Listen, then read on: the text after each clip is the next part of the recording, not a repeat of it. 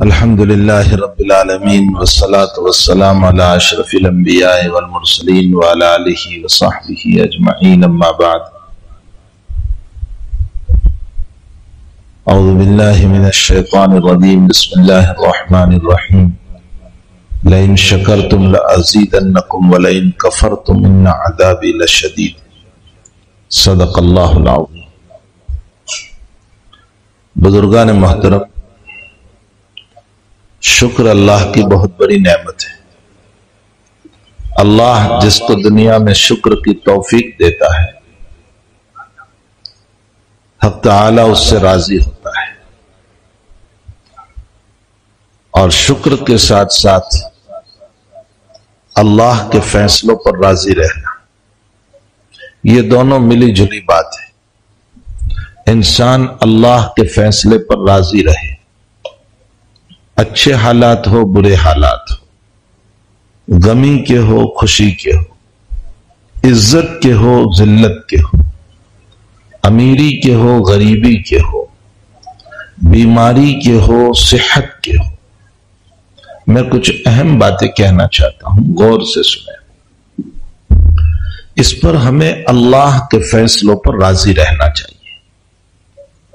اللہ کے فیصلوں پر راضی رہنا یہ اتنی بڑی دولت ہے کہ حق تعالی جل شانہ ارشاد فرماتے ہیں، یا ایتھا النفس المطمئنہ ارجعی الی ربک راضیۃ مرضیہ۔ فرمایا تم دنیا میں راضی تھے ہمارے فیصلے پر، اب ہم تم پر راضی ہیں۔ اللہ کے فیصلوں پر راضی رہنا دنیا میں بھی بہترین چیز ہے اور آخرت میں بھی بہترین۔ حکیم الامت حضرت اقدس تھانوی رحمت اللہ علیہ فرماتے ہیں، تفویض اولا ہے تدبیر سے۔ یہ ایک ایسا جملہ ہے جس کو سمجھنے کے لیے گھنٹوں چاہیے۔ تفویض اولا ہے تدبیر سے۔ ایک تو یہ ہے کہ میں تدبیر کروں کہ مثلا آپ کے خلاف میں کیا کر سکتا ہوں، اس کے لیے میں سوچوں۔ ظاہر سی بات ہے کہ جب تدبیر سوچوں گا تو میری رات کی نیند بھی حرام ہو جائے گی۔ میں ہر وقت وہی سوچتا رہوں گا کہ بھلا میں اس کے لیے کیا کر سکتا ہوں، میں اس کو کیسے ذلیل کر دوں، کیسے اس کا مقام گرا دوں۔ اس کے مقابلے میں تفویض کا معنی اللہ کو سپرد کر دینا۔ انسان جب کسی مسئلے کو اللہ کے سپرد کر دیتا ہے تو پھر اطمینان ہو جاتا ہے، دل بڑا مطمئن ہو جاتا ہے۔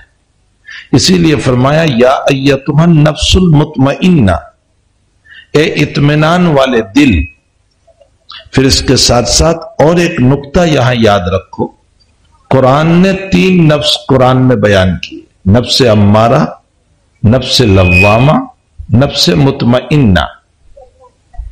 لیکن نفس امارہ کو خطاب نہیں کیا، یا ایتھا النفس الامارہ، یا ایتھا النفس اللوامہ، یہ نہیں کہا، اس لیے کہ یہ دونوں نفس اللہ کے گنہگار ہیں، اس کی بغاوت کرنے والے، اس کی نافرمانی کرنے والے۔ نفس مطمئنہ وہ نفس ہے کہ جو اللہ کو راضی کرنے والا ہے، اس کی عبادت کرنے والا، اس کی اطاعت کرنے والا، اس کی فرما برداری کرنے والا، گناہ ہو جانے پر توبہ کرنے والا۔ تو اللہ نے نفس مطمئنہ کو خطاب کیا اور اشارہ فرمایا کہ میرے خطاب کے لائق اگر کوئی انسان اور کوئی نفس ہے تو نفس مطمئنہ ہے۔ میں گنہگاروں کو خطاب نہیں کروں گا، اللہ کی نظر میں گنہگار گر جاتا ہے، اس کی کوئی حیثیت اور ویلیو نہیں ہوتی، اسی لیے اللہ ان کو خطاب بھی نہیں کرتا ہے۔ خطاب کرتا ہے اس کو جو اللہ کی عبادت، اللہ تعالیٰ کے فرمودات، اس کے نبی کی اتباع پر چلتا ہے، اس کو اللہ خطاب کرتا ہے۔ پھر راضیتن، تم دنیا میں میرے فیصلوں پر راضی تھے، مرضیہ، اب مرنے کے بعد میں تم سے راضی ہوں۔ اسی لیے حضرات صحابہ کرام رضوان اللہ تعالی علیہ مجمعین جو ہے وہ اللہ کے فیصلوں پر بہت راضی تھے۔ عمران ابن حسین رضی اللہ تعالی فی قول 3 سال، فی قول 6 سال، فی قول 8 سال ایسی بیماری میں مبتلا رہے کہ کروٹ تک نہیں بدل سکتے تھے. آپ انداز لگائیں کیسے بیمار ہوں گے، کروٹ بھی نہیں بدل سکتے تھے. لیکن کوئی پوچھتا تھا طبیعت کیسی ہے، آپ فرماتے تھے الحمدللہ میں بہت اچھا ہوں. لوگ کہتے تھے حضرت اتنے بیمار ہیں کہ کروٹ بھی نہیں بدل سکتے ہو. فرمایا اللہ اس سے بری حالت میں بھی رکھ سکتا ہے. جب صحابہ اللہ کے فیصلوں پر راضی ہوئے، مثلا یہ کہ وطن چھوڑ دو، آپ انداز لگائیں مجھے آپ کو یہ وطن ہمارا ہے اور اس کو چھوڑنے پر مجبور کیا جائے اور میں اپنا مکان بھی یہاں چھوڑ دوں، جائیداد بھی چھوڑ دوں، مکان بھی چھوڑ دوں. بلکہ کتنے صحابہ تو وہ ہیں کہ بیوی اور بچے بھی چھوڑ دیے، ان کو بیوی بچے نہیں لے جانے دیے. کیا گزری ہوگی ان لوگوں پر جب وہ ہجرت کر رہے ہوں گے مکہ سے مدینے کی طرف. نہ ان کا مکان ہے، بلکہ مکے کے وہ مالدار تھے اور قرآن نے مدینے کے ان کو فقراء فرمایا. للفقراء المہاجرین الذین اخرجوا من دیارہم. مدینے میں ہجرت کرنے والے میرے وہ نبی کے صحابہ جو مہاجر ہیں اور فقیر ہیں. حالانکہ مکے میں مالدار تھے وہ. بھائی عثمان غنی نے ہجرت کی، مکے کے ہیں مالدار تھے. عبد الرحمن ابن عوف مکے کے ہیں مالدار تھے. سعد بن ابی وقاص مکے کے ہیں مالدار تھے. یہ سب مالدار تھے. مصعب ابن عمیر مکے کے ہیں مالدار تھے. ایسے مالدار تھے مصعب کہ روزانہ نیا جوڑا خرید کر کے پہنتے تھے. لیکن جب شہید ہوئے ہیں تو ان کا حال کیا ہوا کہ پوری چادر بھی نصیب نہیں. پاؤں دھانپتے تھے تو سر کھل جاتا تھا، سر دھانپتے تھے تو پاؤں کھل جاتا. آپ انداز لگائیں کہ صحابہ نے جب ہجرت کی ہوگی، ترک وطن ہوا ہوگا ان کا، مکان چھوڑا، جائیداد چھوڑی، کھیتیاں چھوڑی، پراپرٹی چھوڑی، اپنے بیوی بچوں تک کو چھوڑ دیا. ان کے دل پر کیا یہ خیال نہیں گزرا ہوگا کہ مکہ والے تو دشمن ہیں، میری بیوی کے ساتھ کیا معاملہ کریں گے، میرے بچوں کے ساتھ کیا معاملہ کریں گے. لیکن اللہ کے فیصلے پر راضی، بس اللہ کا فیصلہ ہے، ہم اس پر راضی ہیں. جب صحابہ کرام اللہ کے فیصلوں پر راضی رہے تو اللہ نے پروانہ کیا دیا ان کو، رضی اللہ عنہ. قرآن میں ہے نا رضی اللہ عنہ ورضوا عنہ. یہ لوگ اللہ سے راضی، اللہ ان سے راضی. یہ تمام آیات بتا رہی ہے اس بات کی طرف کہ اللہ کے فیصلوں پر دنیا میں راضی رہنا یہ سب سے بڑی چیز ہے، نعمت ہے. حضرت موسیٰ علیہ السلام رب کریم سے پوچھ رہے. موسیٰ کلیم تھے، اللہ سے بہت باتیں کرتے تھے. ایک عورت نے موسیٰ علیہ السلام سے فرمایا کہ موسیٰ تم روزانہ اپنے رب سے باتیں کرتے ہو، ذرا میرے متعلق پوچھ لینا میری مغفرت ہوگی یا نہیں. حضرت موسیٰ نے سوال کیا، واپس آئے تو عورت نے پوچھا کہ کیا کہا رب نے؟ فرمایا تیری مغفرت ہوگی. تو وہ عورت کہنے لگی مجھے بڑا تعجب ہے تیرے رب پر، میں فاحشہ، بدکار، طائفہ، گندا کام کرانے والی، اور تیرا رب میری مغفرت کر رہا ہے، مجھے تعجب ہے. اسی وقت اللہ نے وحی اتاری اور فرمایا موسیٰ کہہ دے میں ستاری کر کے معاف کر رہا تھا، اس نے اپنا راز خود کھول دیا اور اپنے گناہ کو کھولا ہے، اب میں معاف نہیں کروں گا، سزا دوں گا.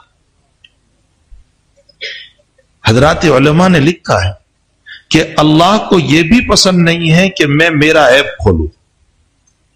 اسی لیے بخاری شریف کی روایت ہے کہ بندہ جب رات میں گناہ کرتا ہے تو اللہ کہتا ہے میں تجھ پر پردہ ڈال دیتا ہوں، تو خود صبح کو بیان نہ کرنا کہ میں نے یہ گناہ کیا. نہ اللہ میرے اپنے عیب کے کھولنے کو پسند کرتا ہے، نہ کسی کے عیب کے کھولنے کو پسند کرتا ہے. ہرگز اللہ کو یہ پسند. اسی لیے صبغت اللہ کی تفسیر میں علماء نے لکھا ہے کہ اللہ کی صفات میں رنگ جاؤ، تو اللہ کی صفت ستاریت بھی ہے، اور جب ستاریت ہے تو ستاریت میں अल्लाह जब छुपाता है तो मुझे भी मेरे ऐप भी छुपाना चाहिए, दूसरों के भी छुपाना चाहिए। अल्लाह की सिफत रज़्ज़ाकियत भी है, तो बंदे को भी रज़्ज़ाक बनना चाहिए। कैसे? बंदा खिलाने वाला बने, खाने वाला ना बने। तफसीर देखें, खिलाने वाला बने, गरीबों को, यतामा को, मसाकीन को, बेवाओं को खिलाने वाला बने, ताउन करने वाला।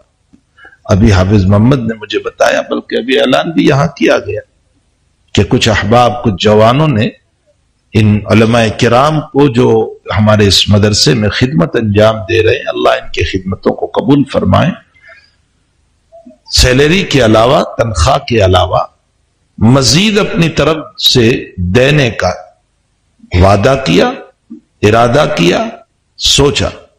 मेरे जहन में फौरन एक बात आई, बुखारी शरीफ में है कि हजरत मुजाहिद रहमतुल्लाह अलैह जिहाद में जा रहे थे।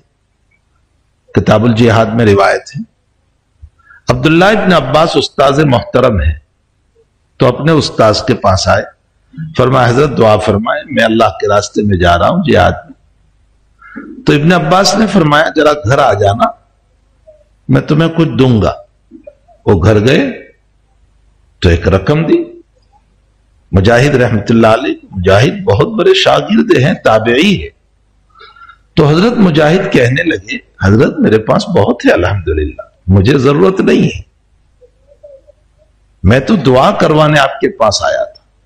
तो इब्न अब्बास ने फरमाया तुझे जरूरत नहीं है, मुझे जरूरत है। तू जितना दीन का काम करेगा उसमें मेरा भी हिस्सा रहेगा। मैं तो नहीं कर सकता, मेरी ज़ईफी है, मेरा बुढ़ापा है, लेकिन तू जो करेगा उसमें मेरा भी हिस्सा रहेगा। इसीलिए दीन के काम करने वाले जितने होते हैं ना, उनका जब हम ताउन करते हैं इस नीयत से कि मैं तो नहीं कर पाता हूं लेकिन ये लोग कर रहे हैं, तो उनकी हर तालीम में, पढ़ाने में मेरा भी हिस्सा रहेगा। ये जितने बच्चों को पढ़ाएंगे, जहां हर बच्चे के पढ़ाने पर इनको सवाब मिलेगा, इनके मुआविनीन को भी सवाब मिलेगा।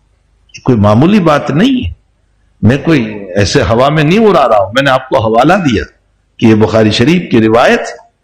इससे मालूम होता है कि हमें अहले इल्म, उलमा का, बुजुर्गों का ताउन करना चाहिए। जो दीन का काम करने वाले हैं उनकी मदद करनी चाहिए, इसलिए कि वो हमारे बच्चों का मुस्तकबिल बना रहे, उनकी जिंदगी बना रहे और इनको तैयार कर रहे हैं कि इनकी जिंदगी में अकाइद सही हो, अखलाक सही हो, आमाल सही हो, मसाइल जिंदगी के सही हो, इनके अखलाक और इनके कैरेक्टर सही हो। ये उनको सिखा रहे। जो बात हम नहीं कर सकते वो ये लोग कर रहे हैं, और जब ये लोग कर रहे हैं तो हमारा बहुत बड़ा फर्ज अदा कर रहे हैं। और जब हमारा इतना बड़ा फर्ज अदा कर रहे तो हमें इनका ताउन करना चाहिए। इसलिए जिन नौजवानों ने ये इरादा फरमाया है, मैं बहुत मुबारकबादी पेश करता हूं उनको।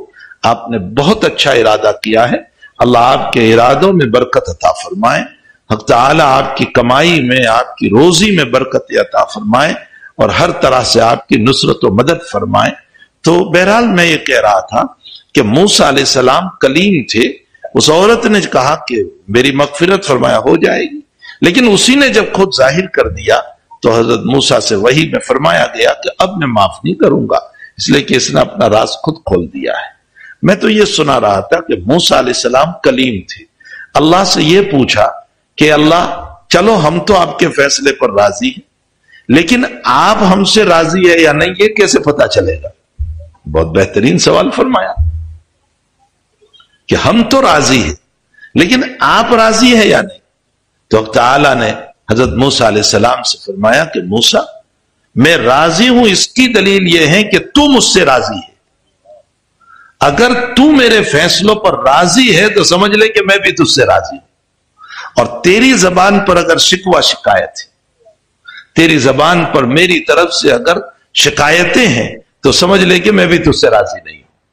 मालूम होता है कि जबानों पर शिकवा और शिकायत का आना यह अल्लाह की नाराजगी की दलील है, और फैसलों पर राजी रहना यह अल्लाह की रजामंदी की दलील है।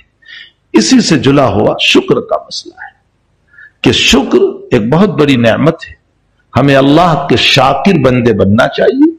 قرآن کریم میں اللہ تعالیٰ فرماتے ہیں ما یفعل اللہ بعذابکم ان شکرتم وآمنتم، اللہ تمہیں عذاب دے کر کیا کرے گا اگر تم شکر گزار بندے بن جاؤ، شکر گزار بندے۔ آگے اللہ فرماتے وکان اللہ شاکرا علیما، اللہ کہتا ہے تم میری مخلوق ہو، میں نے تم کو بنایا ہے، لیکن اس کے باوجود جب تم میرا شکر ادا کرتے ہو نا تو میں بھی تمہارا شکر ادا کرتا ہوں۔ وکان اللہ شاکرا، اللہ ہمارا شکر ادا کرتا ہے۔ تو میرے بھائیو، شکر گزاری بہت بڑی نعمت ہے۔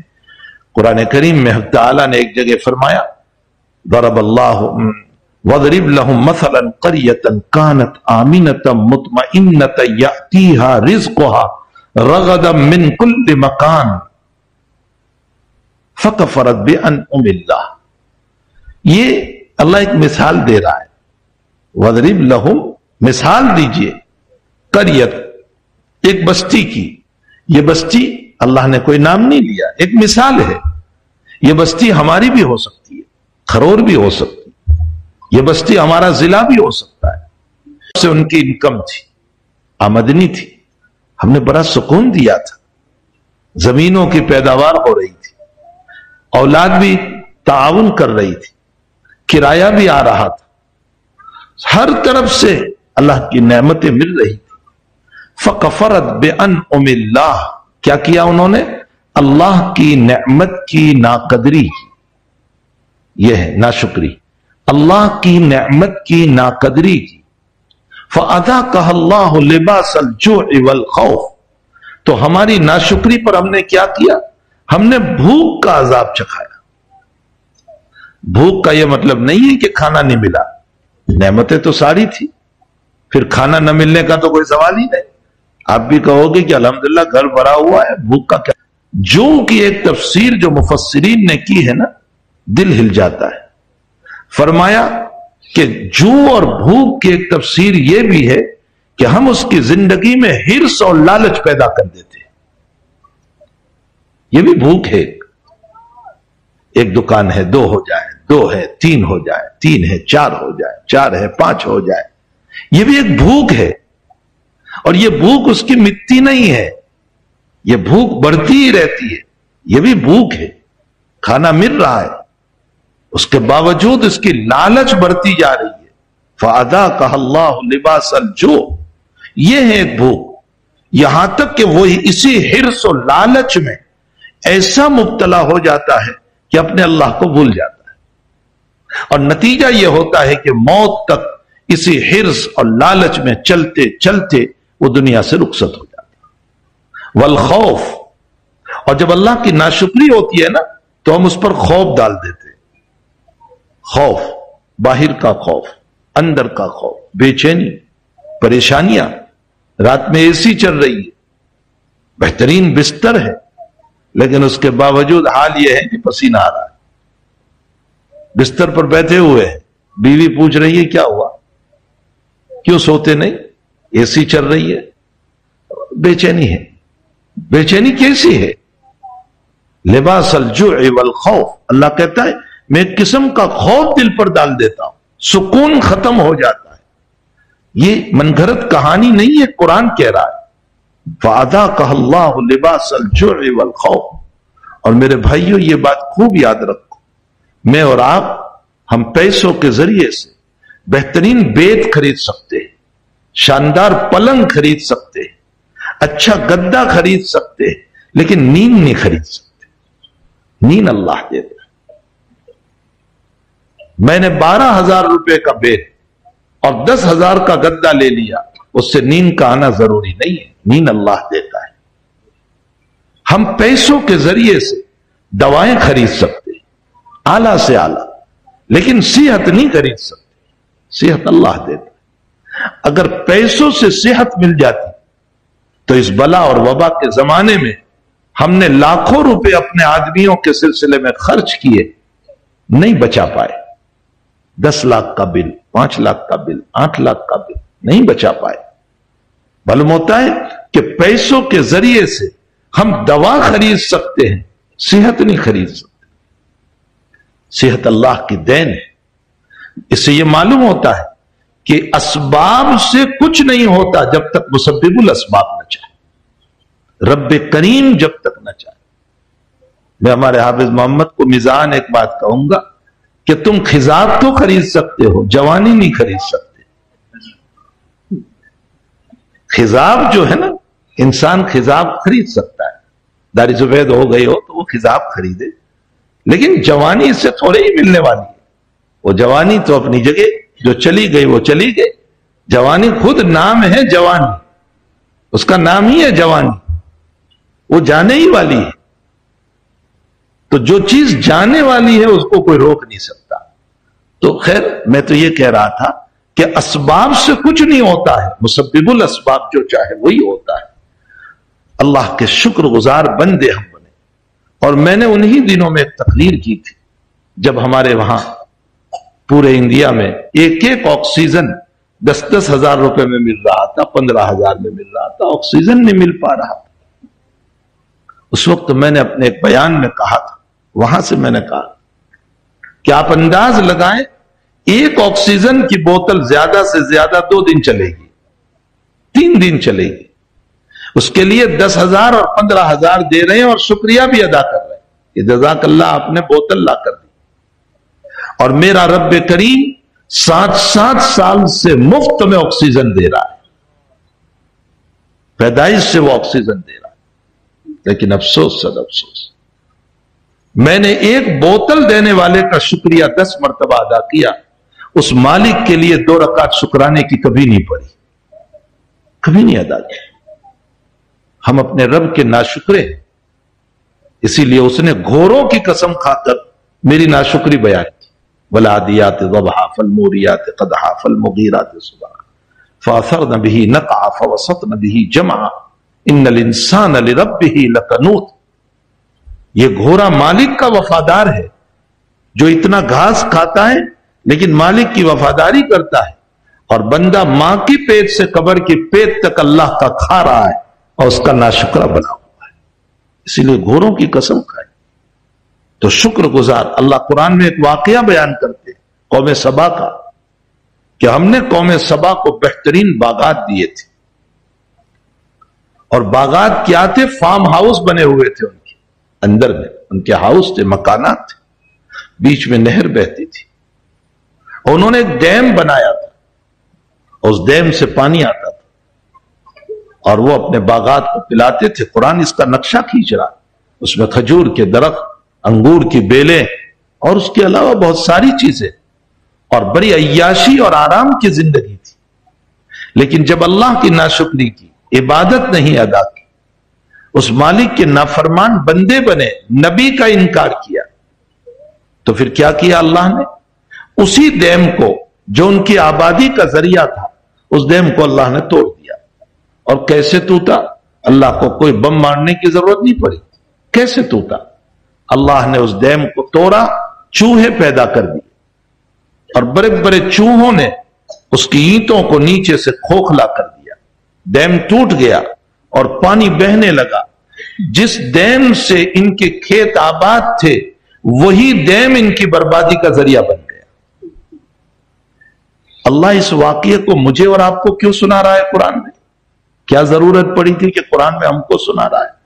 साहिब रूहुल मानी ने लिखा है कि हमको इसलिए सुना रहा है कि लोगों, तुम भी नाशुक्रे बनोगे तो हम खुद नेमत को तुम्हारे लिए अजाब बना देंगे।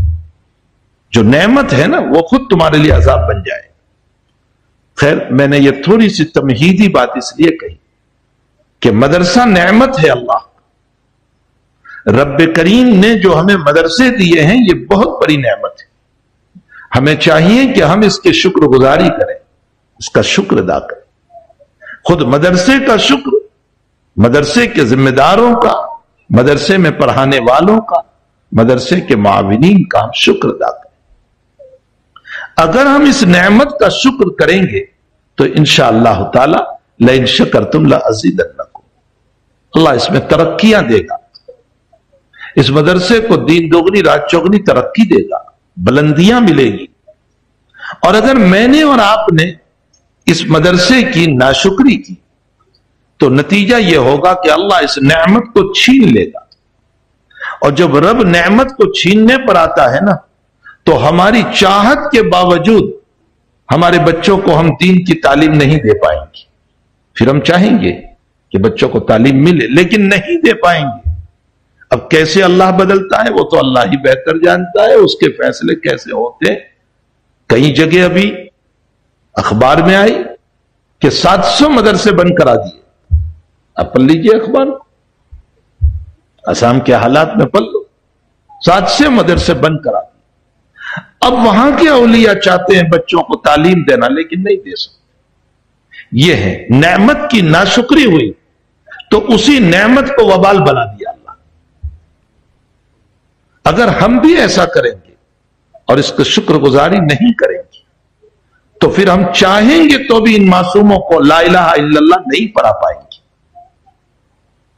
پھر ان کو اللہ کی توحید نہیں سمجھا پائیں گے، پھر ان کو محمد الرسول اللہ کی رسالت نہیں سمجھا پائیں گے، پھر ان کو روزہ نماز زکوٰۃ کے مسائل نہیں سمجھا پائیں گے۔ نتیجہ یہ ہوگا کہ ہمارے بچے جو ہیں وہ لادین اور بے دین ہو جائیں گے۔ یہی وجہ ہے کہ ہم اپنی مسجدوں میں اب بھی نماز نہیں پڑھ رہے۔ خوب سن لے، آج اختیار کے باوجود نماز نہیں پڑھ رہے تو پھر اس نعمت کی ناشکری پر اللہ جب مسجد کو چھینتا ہے نا تو پھر اختیار کیا چاہت کے باوجود بھی نماز نہیں پڑھ پائیں گے۔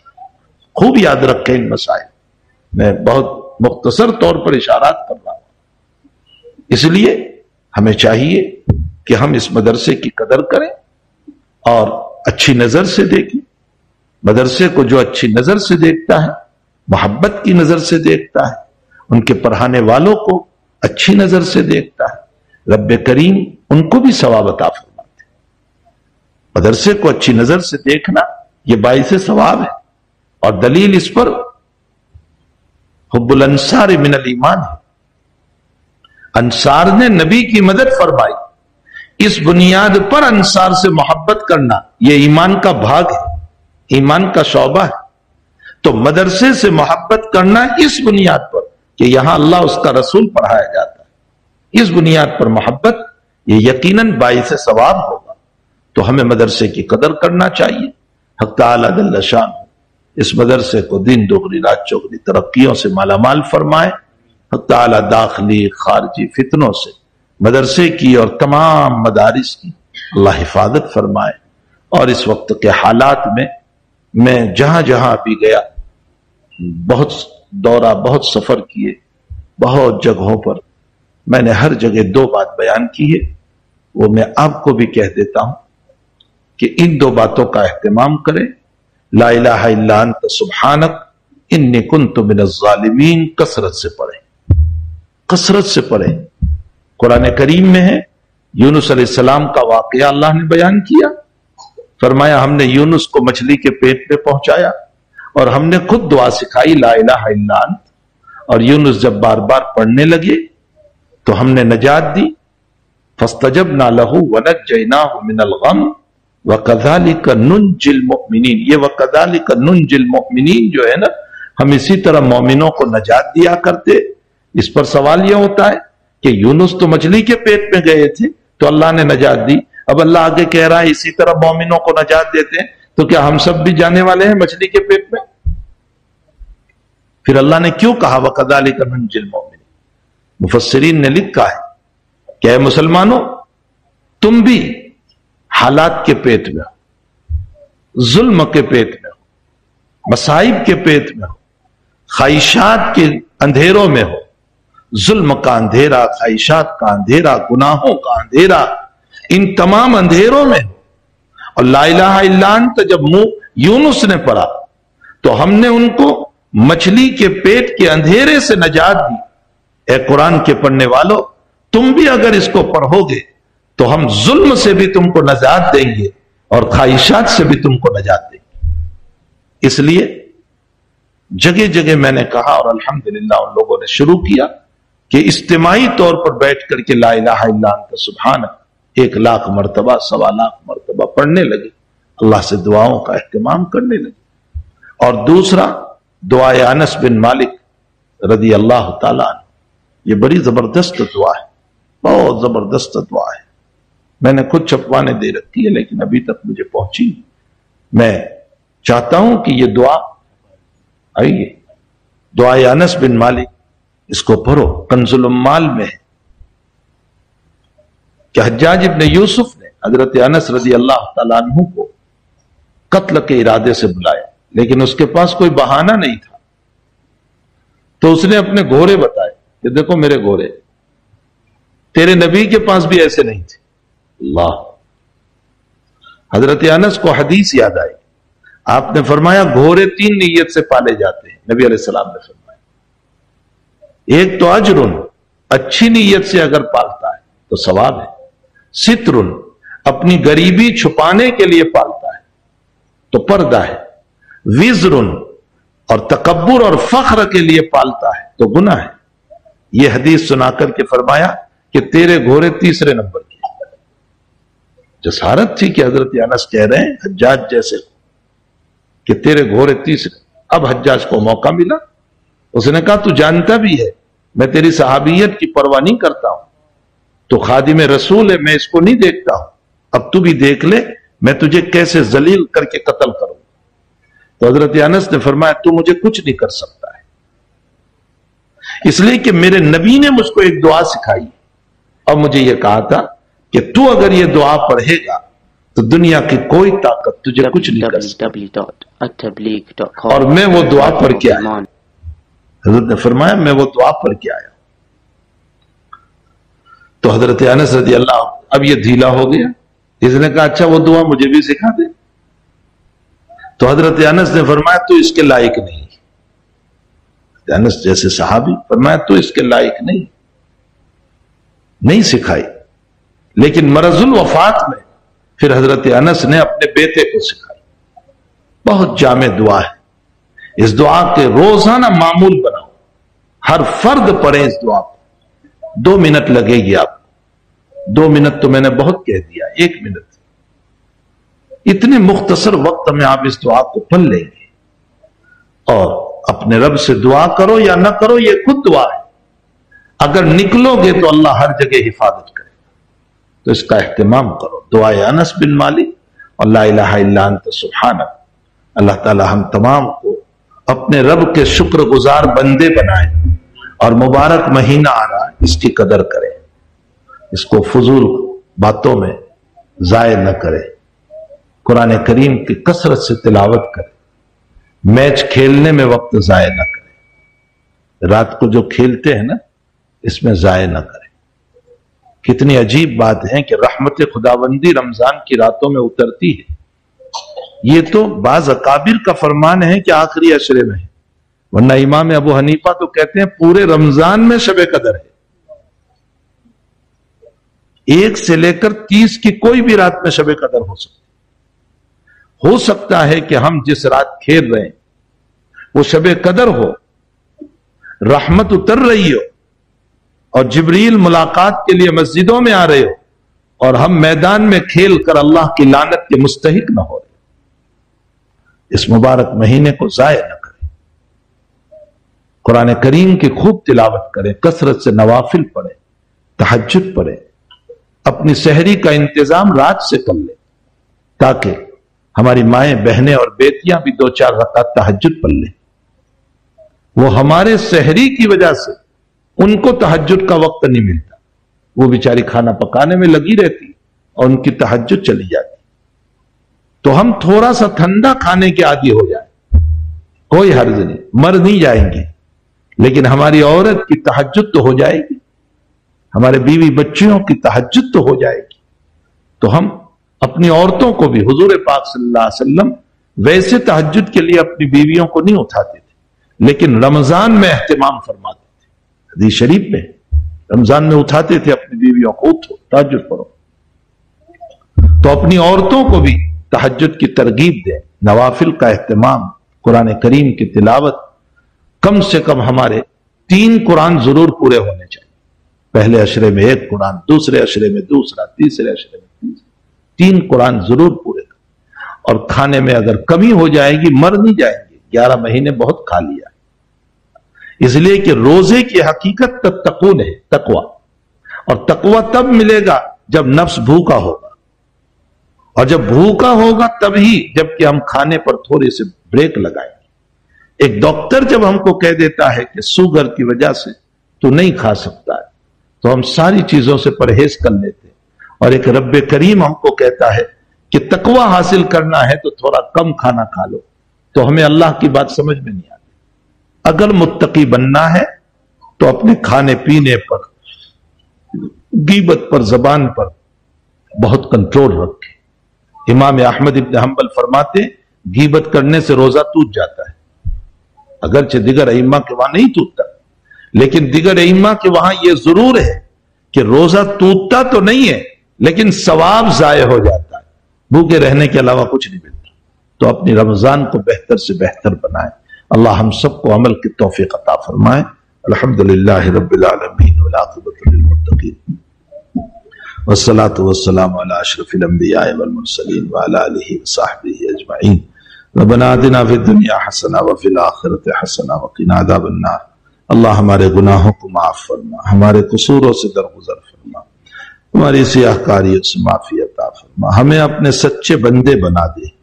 اے اللہ ہمیں سچے بندے بنا دے، اللہ ہمیں سچے بندے بنا دے، ہمیں توابین میں سے بنا دے، ہمیں عابدین میں سے بنا دے، ہمیں زاہدین میں سے بنا دے، ہمیں متقین میں سے بنا دے۔ اے اللہ ہمیں رونے والے بنا دے، ہمیں منعم علیہم میں سے بنا دے۔ اے اللہ مغضوب علیہم نہ بنا، جن پر تیرا غضب نازل ہوا ان میں سے نہ بنا، ضالین میں سے نہ بنا جو گمراہ ہو گئے۔ اے اللہ ہمیں صالحین میں سے بنا دے۔ اے اللہ اگر تو فیصلہ کر لیتا ہے تو تیرے لیے بہت آسان ہے۔ اللہ ہمارے لیے صالحیت کا فیصلہ فرما دے۔ اللہ شیطان ہمارا دشمن ہے، نفس بھی دشمن ہے، اور ہمیں نظر نہیں آتے۔ رب کریم ہم اپنی ذات تیرے حوالے کرتے ہیں، آپ ہماری حفاظت فرما لیجیے، ہمیں بچا لیجیے، ہماری پیشانی پکڑ لیجیے، ہمارا ہاتھ پکڑ لیجیے۔ اللہ ہمیں برائیوں سے بچا لیجیے، اے اللہ ہمیں برائیوں سے بچا لیجیے۔ اے اللہ اس بلا کے زمانے میں ہماری اس بستی کے بے شمار لوگوں کو اللہ تیرے حوالے کر چکے۔ اللہ اگر ان کی فہرست میں تیرے سامنے بیان کرو تو بہت لمبی ہے، تو سب کو جانتا ہے۔ اے اللہ اس ایک سال کے اندر ہمارے کتنے جوان، بچے، بچیاں، عورتیں، مرد ہماری اس بستی سے اور کہاں کہاں سے اللہ تیرے پیارے ہو چکے ہیں۔ اللہ ان سب کی قبروں کو نور سے منور فرما، ان کے درجات بلند فرما۔ اے اللہ ان کی کروٹ کروٹ مغفرت فرما، اعلیٰ علیین میں انہیں جگہ عطا فرما۔ اللہ ان میں کتنے تو وہ تھے کہ ان کی عمر بھی نہیں تھی جانے کی، لیکن بس تیرا حکم ہوا وہ بھی تیرے پاس آ گئے ہیں۔ اللہ ان کے معصوم بچوں کو صبر جمیل عطا فرما۔ اے الہ العالمین جتنے لوگ ہیں زندہ ہے سب کو صحت اور عافیت عطا فرما، سب کو صحت اور عافیت عطا فرما، اور جتنے مرحوم ہو چکے ہیں سب کی مغفرت فرما۔ ہم تمام کو بھی صحت عافیت کے ساتھ رکھنا۔ اے الہ العالمین محتاجگی والی بیماریوں سے ہم سب کی حفاظت فرما، پریشان کن بیماریوں سے، حالات سے ہم سب کی حفاظت فرما۔